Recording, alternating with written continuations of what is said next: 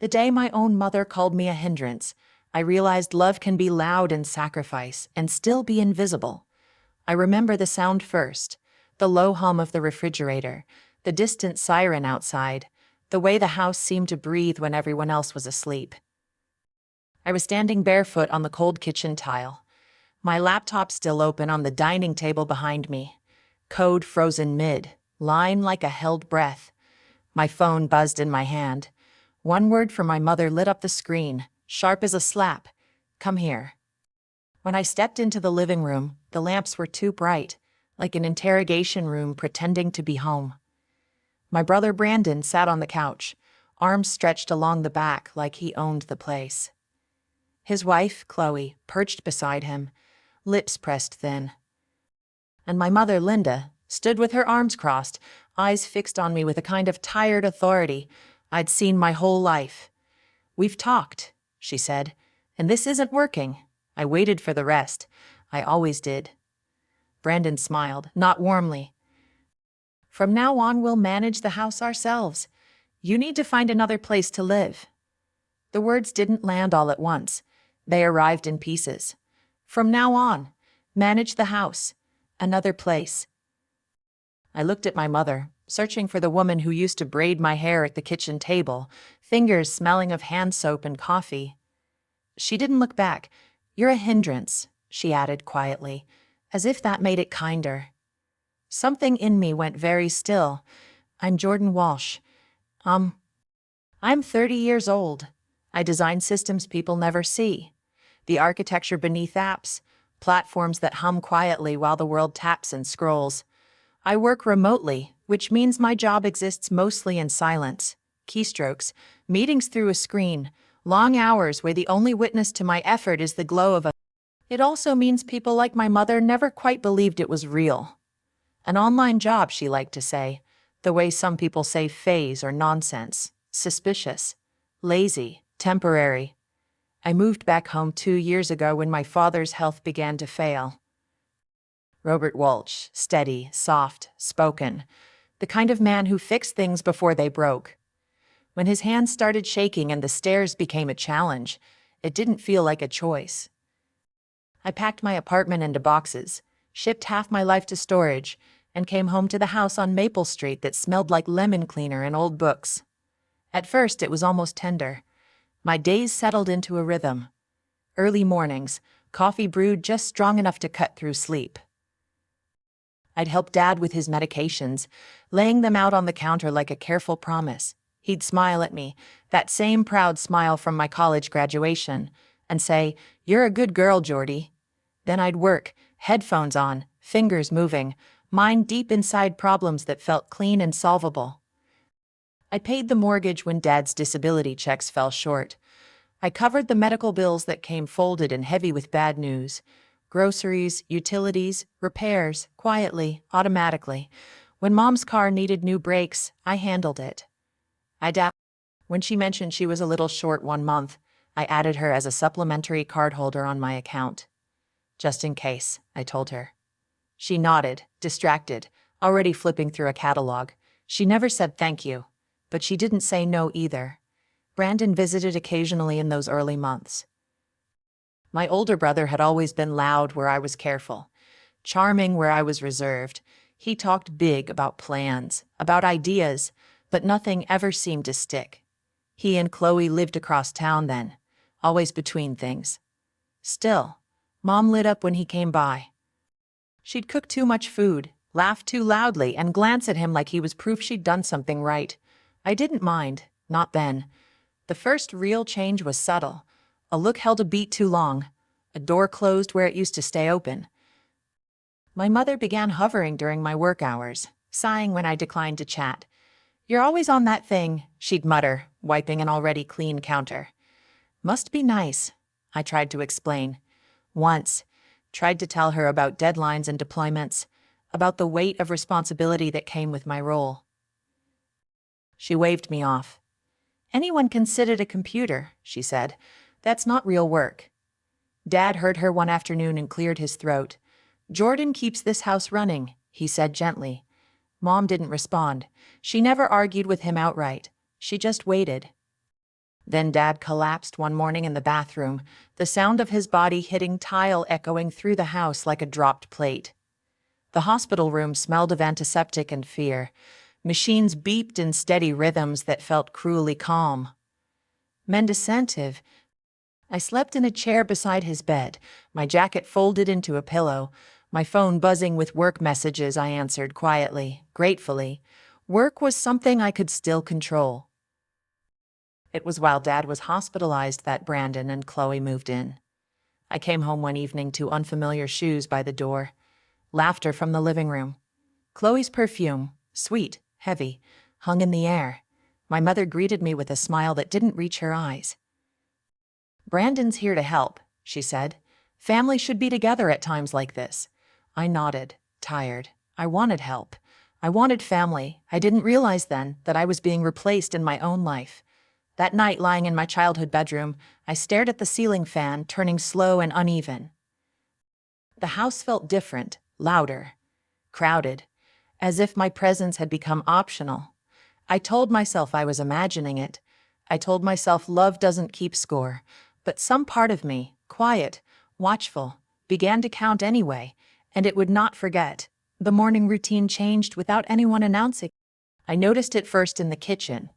My coffee mug, white, chipped at the rim, was gone from its usual spot. In its place sat a tall tumbler with "Leave Laugh Love" printed down the side in looping gold letters. Chloe's. The pantry shelves had been rearranged, labels facing forward like a store display. Gluten-free snacks, protein bars. I'd never buy. My oatmeal, pushed to the back. "Hope you don't mind," Chloe said breezily when I asked. She didn't look up from her phone. I just needed things to make sense. I nodded. It felt easier than explaining that nothing in the house felt like it made sense anymore. Brandon took over the living room. His laptop stayed open on the coffee table, untouched, while the television played sports talk shows at a volume that rattled the walls. He spoke in declarations. "We're going to fix this place up," he said one afternoon. "Feet on the ottoman I'd bought after Mom complained her legs hurt. Too much dead weight in the way things are. I wasn't sure if he meant the furniture or me." My mother hovered beside him like an eager audience. She laughed at his jokes, nodded at his plan, brought him refills of iced tea without being asked. When I passed through the room with my headset on, she sighed loudly. "Some of us are trying to be a family," she said, "not hide in bedrooms all day." I wanted to tell her that the bedroom was my office, that the paychecks arriving in my account were the reason the lights stayed on. Instead, I went back to my desk and closed the door. Dad's hospital stay stretched on. "Complications," the doctor said, their voices trained to sound calm. I visited every evening, sitting by his bed holding his hand while he slept. When he woke, he asked about the house. "Your mother managing," he murmured. I smiled. "She has help." I didn't tell him how that help felt like an eviction notice waiting to be delivered. The first direct sign came in the form of a list. It was taped to the refrigerator when I came home late one night, handwritten, in Chloe's neat script. House responsibilities, dishes daily. Laundry rotation Jordan, 2, Ters. Cooking sign up weekly, cleaning bathrooms, Jordan, downstairs. I stared at it, my reflection faint in the stainless steel door. I already did most of those things. I had for months. But something about seeing my name assigned like a chore to a guest in my own home made my stomach tighten. Brandon walked in behind me. "We're just trying to keep things fair," he said. "Fair?" I asked quietly. He shrugged. "You live here. So do you," I thought. But I tore my eyes from his and nodded. It escalated from there. Small things at first. My groceries disappearing. My laundry left damp in the washer, forgotten. My mail opened by mistake. When I asked about a missing charger, Chloe rolled her eyes. "You're so sensitive," she said. "Maybe if you weren't glued to a screen all day, you'd keep track of your stuff." My mother started joining in. "You know," she said one evening as she flipped through a stack of unopened bills, "Brandon's actually out there trying to find real work, not this online nonsense." I took the bills from her hands. Electric, water, mortgage, all paid from my account. "Real work pays real bills," I said. She sniffed. Money isn't everything. That was easy to say when someone else was paying. The night of the confrontation came quietly. No shouting, no slammed doors, just a calm. We were all in the living room. Dad had been moved to a rehab facility that afternoon, and the house felt strangely hollow without the steady sound of him breathing from down the hall. I was tired, bone deep, the kind of tired that lives behind your eyes. My mother cleared her throat. "Jordan," she said. "We need to talk." Brandon muted the television. Chloe folded her arms. "We've decided," Mom continued, "that this arrangement isn't healthy." "For whom?" I asked. She didn't answer directly. "You're in the way. You don't really contribute to the household in a meaningful way. And Brandon and Chloe need space to get on their feet." I laughed then. A short, surprised sound. "I pay for everything." Chloe tilted her head. "Money isn't the same as effort." Brandon nodded. "You're not present." I looked at my mother. "Is this what you think?" She hesitated, just long enough to hurt. Then she said, "Yes." That was when Brandon delivered his line. Practiced, confident. "From now on, we'll manage the house ourselves. You should find another place to live." Silence followed. Thick. Expectant. I stood there. My heart "Okay," I said. They blinked, surprised. "I'll go," I repeated. "But I'll do it my way." That night, I didn't cry. I sat on my bed and opened my laptop. The familiar login screen steadied me. I pulled up my bank accounts, my credit statements. I saw the numbers laid out plainly, the flow of money I'd been directing like a quiet river into a home that no longer wanted me. I canceled the supplementary card first. A few clicks, done. Then I transferred the household funds, the emergency savings, the account I'd set up for Dad's care, into a new account. One that required 2 signatures, mine and my father's. I packed next. Not everything. Just the essentials. Clothes, my laptop, a framed photo of Dad and me at the beach years ago. I left the furniture I'd bought, the dishes, the towels. Let them manage, like they said. Before I left, I stood in the hallway and looked at my mother's closed door. I waited for something, an apology, a call, back, a sign. Nothing came. The air outside was cool when I stepped onto the porch. The house behind me glowed warm and full, like it hadn't just broken my heart. I drove away without looking back. I slept on a friend's couch that first night, the kind that dips in the middle like it's learned to expect disappointment. The room smelled faintly of lavender and old books, and every sound, the tick of the wall clock, the hum of passing cars, felt too loud. I lay there staring at the ceiling, my phone face, down on the coffee table, waiting for it to light up. It didn't. Morning came gray and quiet. I showered quickly, folded the blanket, and thanked my friend with a hug that lingered longer than usual. She didn't ask questions. She just said, "You can stay as long as you need." On the drive to the rehab facility, my hand shook on the steering wheel. I rehearsed what I would say to Dad, how I would explain my absence without adding weight to his already heavy days. He was sitting up when I arrived, a paper cup of coffee balanced carefully in his hands. His smile softened when he saw me. "There's my girl," he said.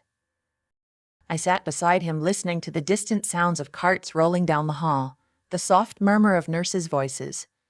For a moment, I just held his hand. "You look tired," he said.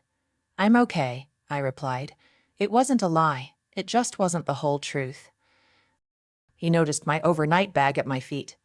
"You staying nearby?" I took a breath. I moved out. His brow furrowed. Out. I told him then, not everything, just enough. That Brandon and Chloe had moved in. That Mom wanted things to change. That it was better this way. He listened quietly, his jaw tightening with each word. When I finished, he was silent for a long time. "I didn't know," he said finally.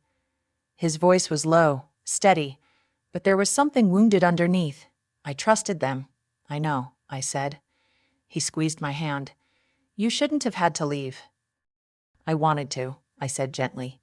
It was time. That afternoon, my phone rang for the first time since I left. It was Brandon. I let it go to voicemail. The messages came quickly after that. Texts at first, short, irritated "Hey." Did you mess with Mom's card? The payment didn't go through. Call me. I didn't respond. 2 days later, the calls became frantic. Brandon left a voicemail, his bravado stripped away. Jordan, listen. There's been a misunderstanding. Chloe's card was declined at the grocery store, and Mom's freaking out. Can you just fix it? I listened to the message twice, then deleted it. The third call came late at night. I got fired, he admitted. His voice cracked on the word. Before we moved in. I didn't tell anyone. I thought I'd get something fast. I closed my eyes. We're drowning here, he continued. Mom's got bills she didn't tell us about. Credit cards maxed. Chloe's working nonstop, and she's not handling it well. I thought of Chloe's careful lists, her confidence, the way she'd said money wasn't effort. I'm sorry, I said quietly. I can't help. Silence hung between us. You owe us, he said finally, anger creeping back in. You can't just abandon family. I felt something shift then, a final, clean break. I didn't abandon anyone, I said. I stopped being used. I hung up. Life after that felt oddly spacious. I found a small apartment across town, light, filled, quiet, with a balcony just big enough for a chair and a potted plant. I bought a desk that fit perfectly by the window. I worked longer hours, not because I had to, but because I could. My projects grew more complex. My confidence sharpened. At night, I cooked simple meals and ate them slowly. I slept deeply, without the constant undercurrent of tension I'd grown used to. The fallout at home worsened. Chloe called once, her voice brittle. I didn't know he was unemployed, she said. I didn't sign up for this. A month later, she left him. My mother's messages shifted from accusatory to desperate. She asked for just a little help. She reminded me of everything she'd done for me growing up. I didn't respond. Dad, meanwhile, grew stronger. As he recovered, he began asking questions about finances, about decisions made in his absence. When I showed him the accounts, the numbers told a story no one could deny. He was quiet for a long time. Then he said, I need to make some changes. He met with a lawyer. He separated finances. He moved into a small, comfortable place near the rehab center, then later closer to me. My mother protested, loudly. But Dad stood firm. I won't live where my daughter is treated like a burden, he said. I visit him every day now. We drink coffee together, talk about books, about the future. He thanks me, sometimes, in a way that feels heavy with regret. You did more than anyone should have had to, he tells me. I tell him I'd do it again, but I wouldn't do it the same way. I learned that love without respect will drain you dry. That sacrifice, when unseen, becomes expectation. And that sometimes the quietest exit is the loudest statement you can make. The truth, when it finally came fully into the light, didn't arrive with fireworks. It came with paperwork. I was sitting at my new desk one afternoon, sunlight warming the edge of my keyboard, when Dad called. His voice was steady, but I could hear the careful way he chose his words, the way he did when something mattered. I found the statements, he said. My stomach tightened. Which ones? All of them. He'd gone back to the house to collect some of his things while Linda was out. In the drawer beneath the old landline phone, he'd found envelopes, credit card notices, past due bills, letters marked final warning. Accounts I didn't know existed. Spending I couldn't have imagined. Online shopping, cash advances, interest stacking on interest like a slow, deliberate collapse. Not once. I leaned back in my chair, eyes closed. The pieces slid into place with a soft, sickening click. The dismissiveness, the urgency to install Brandon as the new authority, the way my presence had become inconvenient right when control of the money mattered most. She thought, Dad continued, that if you were gone, the money would keep coming. No questions. I didn't feel triumphant. I felt tired. She bet on the wrong child, I said. There was a pause. Then a sound I hadn't heard in years, my father exhaling in a way that carried both sorrow and resolve. I raised you better than that, he said. Both of you. But you're the only one who remembered. The consequences rippled outward quickly after that. Linda's friends began to notice her absence. Church luncheons missed. Invitations declined. Whispers traveled the way they always do in small communities, soft but persistent. When the bank called about refinancing and learned Robert was no longer on the accounts, they froze several lines of credit. Brandon showed up at my apartment once, unannounced. I didn't let him in. He stood in the hallway, shoulders slumped, looking smaller than I remembered. Mom saying you turned Dad against her. I crossed my arms. Dad can think for himself. She's scared, he said. So was I replied. Every day, in that house. He looked away. I messed up. Yes, I said. You did. There was nothing else to say. The final break came when Dad officially filed for legal separation. Not divorce, just distance, space, safety. Safety. Linda called me then, her voice sharp with panic. You're tearing this family apart, she accused. I held the phone away from my ear for a moment, then brought it back. No, I said calmly. I stopped holding it together alone. She hung up on me, and with that, the noise faded.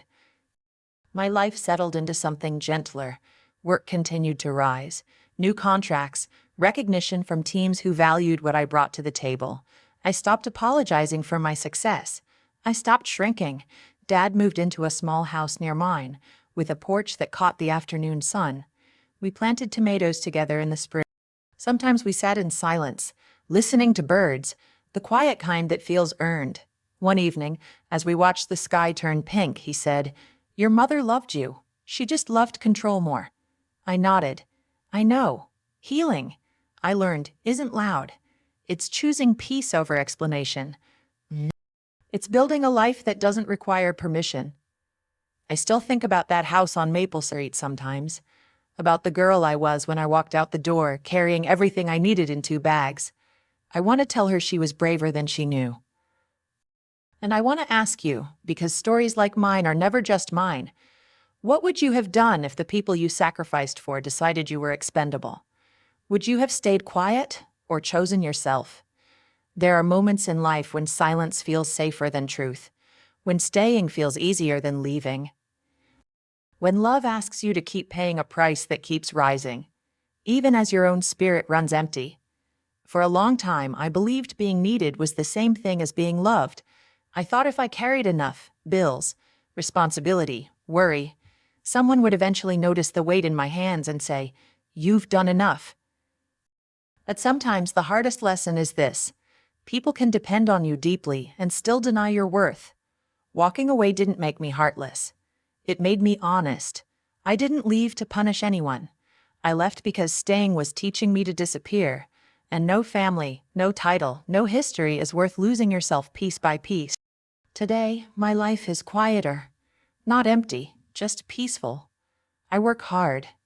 I visit my father. I sleep without tension curled in my chest. And when I look at myself in the mirror, I see someone who finally chose dignity over approval.